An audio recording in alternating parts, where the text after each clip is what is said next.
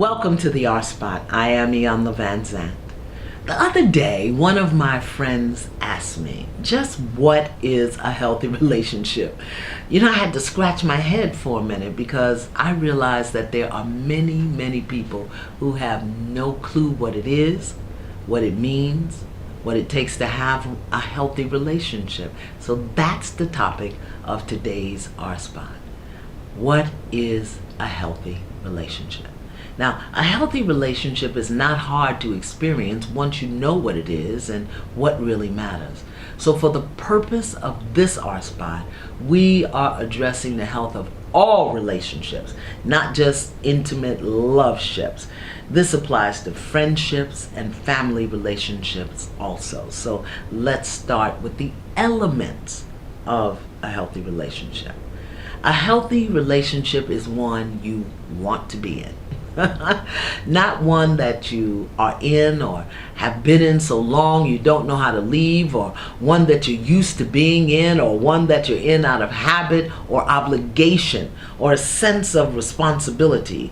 A healthy relationship is one that you want to be in because it is good for you and the other people involved. Which brings us to the second element. A healthy relationship is one in which you feel affirmed, supported, and encouraged to be the best person you can be. In fact, a healthy relationship makes you want to be a better person. This means that you can be your authentic self, your real self, at all times with the person you're in relationship with. You have your strengths that are recognized and your weaknesses and shortcomings that are accepted, not criticized, but that you're also supported in working out and working through. You have your individual talents and interests that are supported, and your voice, your view, your needs are considered in the things that you do together. In a healthy relationship, you get to be you as you change and shift and grow without being expected to be who the other person or people need and want you to be in order to keep them comfortable. I think another sign of a healthy relationship is that there's trust, honesty, respect, compassion, forgiveness, compromise, and a shared vision, shared interest, and a willingness to practice all of those principles and live up to them to the best of your ability.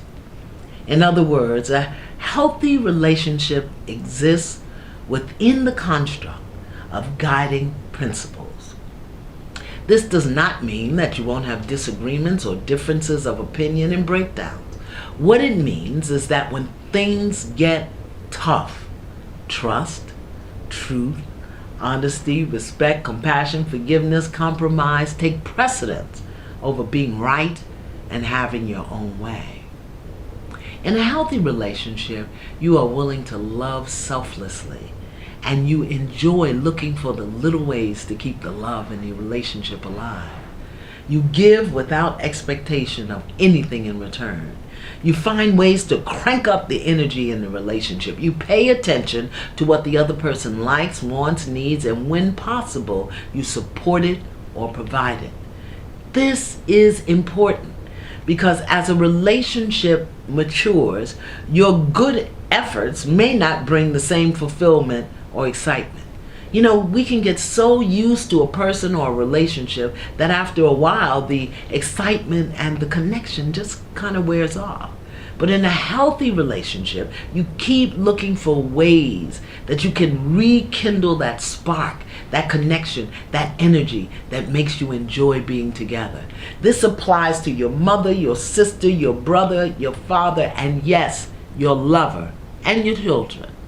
So in review, I think that a healthy relationship is one that you want to be in, one in which you feel affirmed and supported, one that has guiding principles, and one that you want to keep alive and exciting. A healthy relationship is also the one that you're prepared to work for and work on. Yes, a healthy relationship requires a lot of work. However, When you want to be in the relationship, when you're passionate about the relationship and its health, it won't seem like work at all. A relationship is a living thing. It needs to be nurtured and nourished. And if you want to keep the relationship healthy, you can't just sit back and wait for the good times to roll in.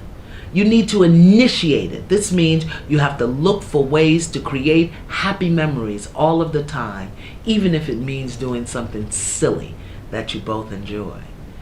Now that we have some of the elements, because this list is in no way complete, let's look at some of the ways to activate what's required for a healthy relationship. Let's start here. Communicate, communicate, communicate.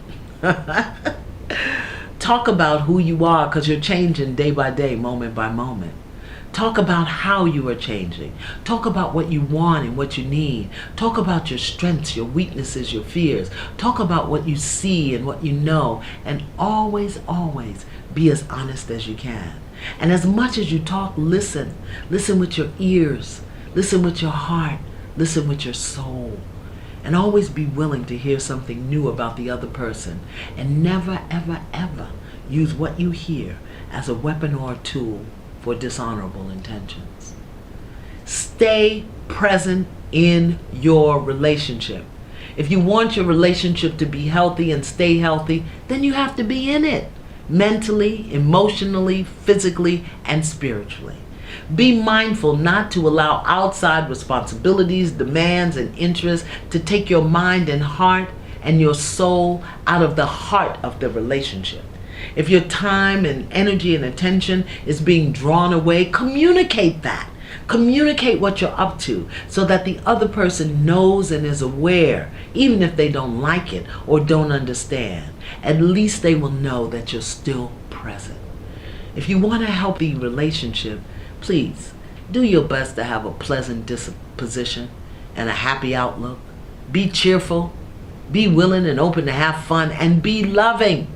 Be excited about being able to spend time with the other person.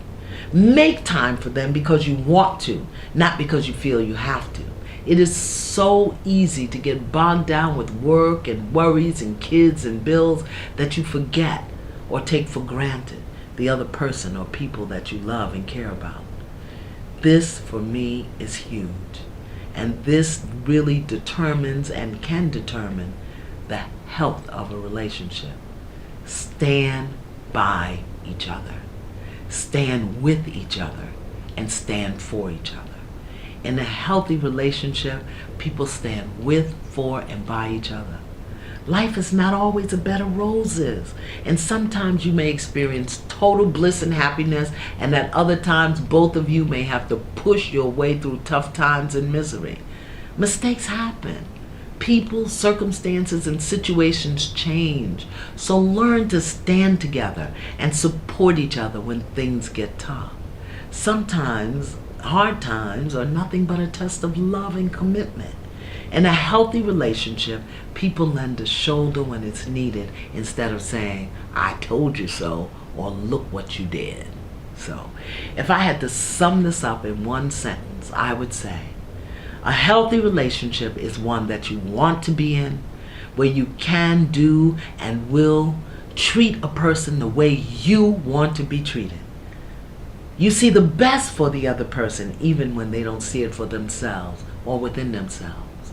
A healthy relationship is one where you know it is no longer safe or healthy or loving for things to continue the way they are. So you make an effort to improve the health of the relationship. And in the process, you may discover that there are those times and circumstances when the healthiest thing you can do, the most loving thing you can do, is exit the relationship. Now, this list of elements and behaviors is in no way complete, nor does it cover every possible situation. It's just the beginning. Some things for you to consider. So I hope you've heard something that will support you in creating, recreating, or building healthier, happier relationships. Until next time, stay in peace and not pieces.